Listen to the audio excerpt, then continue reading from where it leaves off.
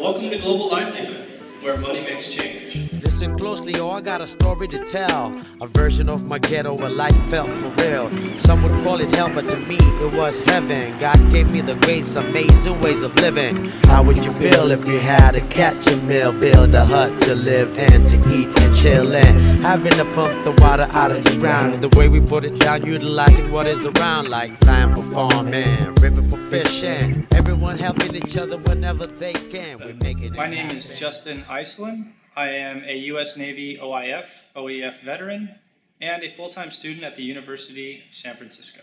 Hi, I'm Myra Emmett, and I'm the CFO at Global Livelihood. When we think about business, we need to start realizing how these businesses are major agents of change within our societies. We need to be conscious of the byproducts of our business processes. We also need to be mindful of the opportunity and the potential that we have when designing all new innovative businesses to make and affect change where it's needed most. Global Livelihood. Global Livelihood is a social justice-based business model. It's about recognizing diversity and developing channels to make impact with our customers. It's a business based upon humanitarian principles and environmental awareness.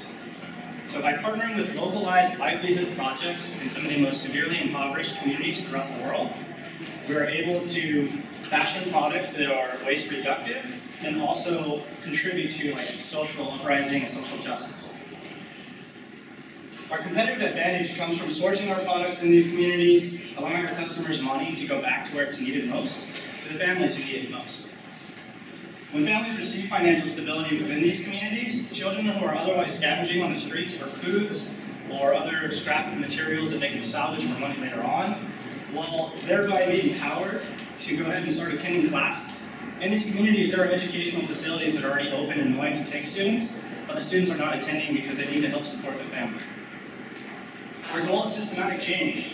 Changing the paradigm of how we spend our money is going to change the world we have around us.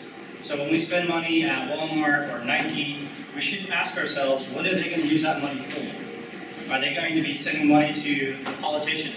Are they going to be campaigning for policies and legislation that's going to benefit them or society as a whole? Our local livelihood projects are actually in third world countries and the most severely impoverished areas, which means that on a dollar-for-dollar basis, that money is going to make the biggest difference in that location than anywhere else in the world.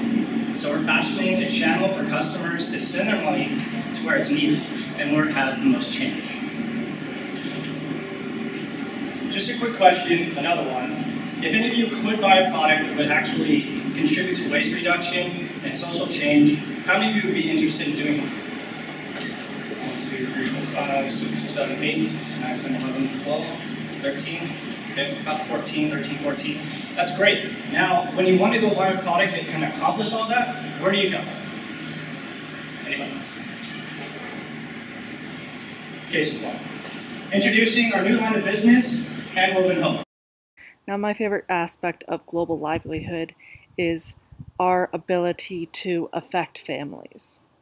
So when we sell a purse or flip-flops or whatever handcrafted item that these people in impoverished areas already produce, we are giving them enough livelihood to be able to send their children to school, to be able to not stress about food. And I think that's kind of the number one question when people go into impoverished areas is, how can I help? And I think that was the idea on Justin and I's mind when we were talking about this idea, was how can we help? How can we do something so small that can make such a big change in people's lives? Now, my task in Global Livelihood, I keep our finances in check and make sure that we are sustainable throughout the years, and that this isn't just a short-term project, that we can go and start in Paseco, Philippines and continue throughout other impoverished areas of the world and truly make a difference and be able to see and meet those families and hopefully share those experiences with everyone. Thank you.